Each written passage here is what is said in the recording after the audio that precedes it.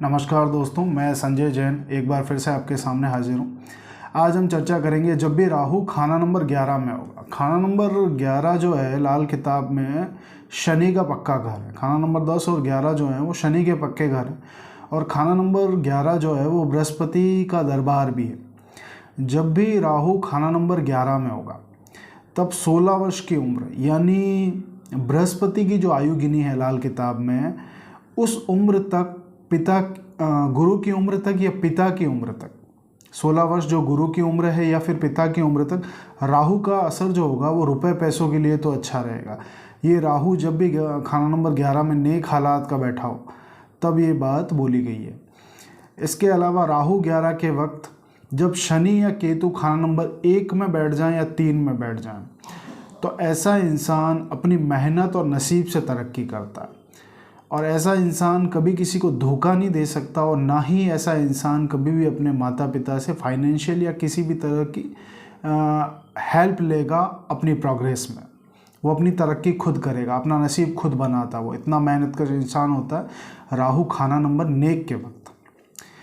राहु खाना नंबर 11 के वक्त अगर शनि 3-5 में बैठ जाए तो राहु अब पिता पे भारी नहीं होगा, यानी अब इससे योगी अलंकार की उपमा दी गई है कि योगी अलंकार होगा और पिता पे भारी नहीं होगा जब शनि 3-5 में बैठ जाए। राहु 12-11 मंदे वक्त के हालात के बारे में बात करते हैं कि जब टेवे वाले का जन्म होता है, जब वो माँ के गर्भ में होता है, टेवे वाले का जन्म होता है, जन्म समय उसके पहले उसके पिता गुजर जाते हैं।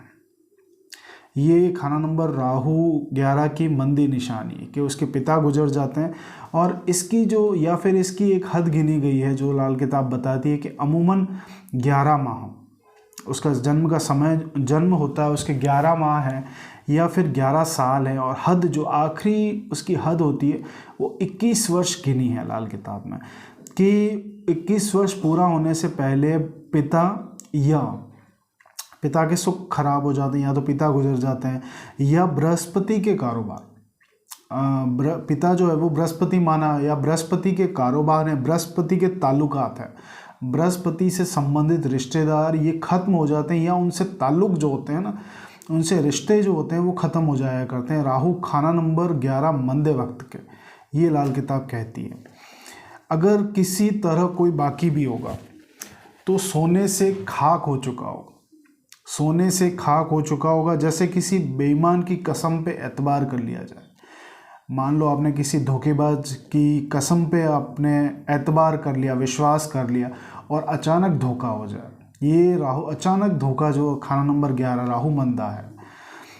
राहु जब भी खाना नंबर 11 में मंदे असर के वक्त चारों तरफ इंसान परेशानियों से जूझता है, फिजूल खर्च होते हैं उसके, बीमारियों में उसका समय कटता रहता है, बीमारियों में नाहक पैसा लगता है उसका, और कर्जा चुकाने वाला उस घर का जो आसामी होता है कर्जा चुकाने वाला वो अक्सर गुजर जाया करता है। यानी किस्मत में हर तरफ मंदा कड़वा धुआं, ये खाना नंबर 11 राहु है मंदे असर के वक्त। और ऐसा कड़वा धुआं जो दम घोटता है, जिसमें इंसान को सांस लेना मुनासिब नहीं होता। जिस तरह मंगलबद्ध वाला इंसान, राहु खाना नंबर 11 के वक्त एक बात बोली जाती है कि जैसे मंगलबद्ध वाला इंसान ऐसे घर में जन्म लेता है जहाँ उसके जन्म से पहले हर तरह की बरकत थी, तरक्की थी, सुख समृद्धि थी, और वो जन्म इसलिए लेता है कि उस सुख समृद्धि को वो ख़राब कर सके। तो उसी तरह राहु खाना नंबर 11 जो टेवे वाला होता है उसके जन्म से पहले उसका जो परिवार है, उसका जो वंश है वो काफ़ी सुख समृद्ध होता है, तरक्की करता है, बरकत करता रहता है। लेकिन जैसे ही राहु 11 वाला आता है उस घर की जो तरक्की है वो धीरे धीरे ख़त्म होने लगता है। अब एक चीज़ मैं बताता हूँ कि राहु खाना नंबर के 11 के वक्त पिता, ससुर या नाना की उम्र और धन राहु 11 के वक्त गुम हो जाता है, मतलब ख़त्म हो जाया करता है। उसकी खुद की कमाई खाना नंबर 3 में बैठे ग्रह पे डिपेंड करेगी। राहु 11 की जो जाती कमाई देखनी है कि मतलब कितनी हो सकती है उसके जीवन में। वो खाना नंबर 3 में कोई ग्रह की प्लेसमेंट है और वहाँ से मदद मिल रही है तो देखी जाएगी कि उसका ढर्रा क्या है। और राहु की बिजली खाना नंबर 5 में अगर गिरे तो गिरने के वक्त बृहस्पति खराब हो जाया करता है। तो ये एक चीज़ है। इसके अलावा जिस तरह बेईमान व्यक्ति का भरोसा नहीं किया जा सकता, उसी तरह राहु का यकीन नहीं किया जा सकता कि कब पिता पे ये खराब असर कर जाए खाना नंबर 11 मंदे वक्त में। लेकिन अगर कुंडली में बृहस्पति किसी अच्छी जगह प्लेसमेंट है, राहु कब पिता पे खराब असर कर जाए ये खाना नंबर 11 मंदे वक्त में ज़रूर है। लेकिन बृहस्पति की अगर प्लेसमेंट अच्छी है या बृहस्पति के दोस्तों बृहस्पति को अपने दोस्तों का बहुत अच्छा सपोर्ट मिल रहा है, सूर्य का, मंगल का, चंद्र का, या कुंडली में किसी ग्रह की मदद मिल रही हो बृहस्पति को, तो पिता की उम्र और सुख अच्छे होंगे।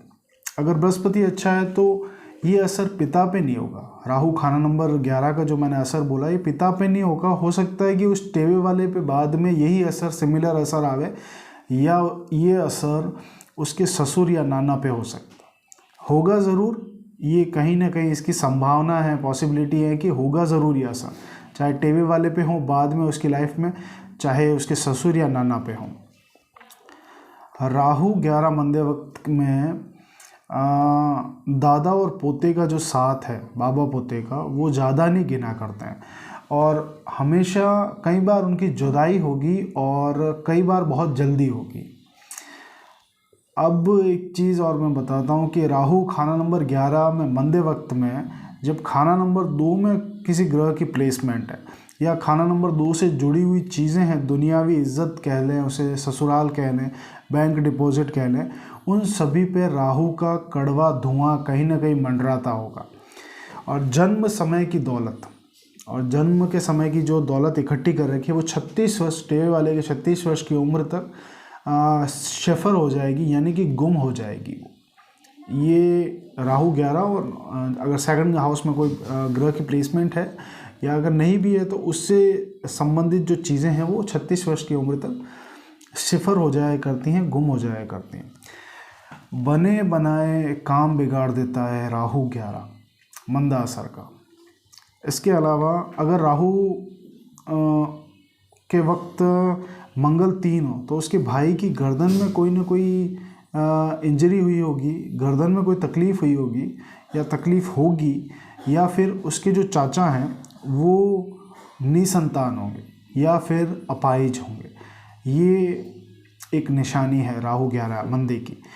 केतु 5 है राहु 11 के वक्त, अगर केतु 5 है तो केतु से रिलेटेड जो प्रॉब्लम्स आएंगी वो या तो संतान उसकी लेट होती है या बार बार मिसकैरेज होता है। बार बार मिसकैरेज होने के बाद जो टेवे वाला है उसके कान से रिलेटेड कोई ना कोई प्रॉब्लम होगी, या तो कान से रिलेटेड होगी या रीढ़ की हड्डी से रिलेटेड, बैकबोन से रिलेटेड कोई प्रॉब्लम होगी रीढ़ की हड्डी से। और इसके अलावा टॉयलेट रिलेटेड कोई प्रॉब्लम होगी, उसके घुटनों ख़राब हो सकते हैं, उसके घुटनों में पानी हो सकता है या घुटनों की रिप्लेसमेंट जैसी कंडीशन हो सकती है, घुटने ख़राब होने की कंडीशन आती है, या फिर पाँव में उसके कोई चोट लगी होगी, या फिर उसके मामा का जो ख़ानदान है अगर वो केतु से रिलेटेड बिजनेस कर रहा है तो वो ख़राब हो सकता है। ये खाना नंबर 11 मंदा राहु है। अब हम बात करते हैं खाना नंबर 11 में परहेजदारियाँ और उपाय क्या हैं, कि किन उपायों से और परहेजदारी काफ़ी हद तक इसको कंट्रोल किया जा सकता है। तो सबसे पहले आप क्या करें कि किसी सफाई कर्मचारी को दान में बतौर खैरात सिक्का देते रहना। सिक्का जो होता है वो राहु का होता है, वो सिक्का देना मदद करेगा। तो कभी कभी इस चीज़ को, रेमेडी को करते हैं, अगर ये बहुत बेनिफिशियल रेमेडी है राहु 11 के लिए। अपने शरीर पे सोना पहने, यानी बृहस्पति को कायम करें।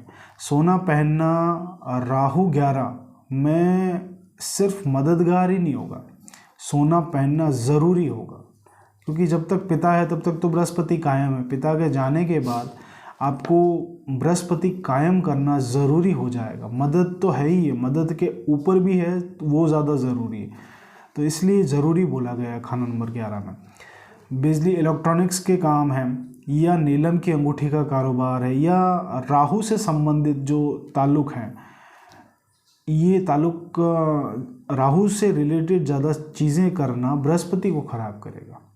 तो बृहस्पति की एनर्जी को बढ़ाने की कोशिश करें, राहु की एनर्जी को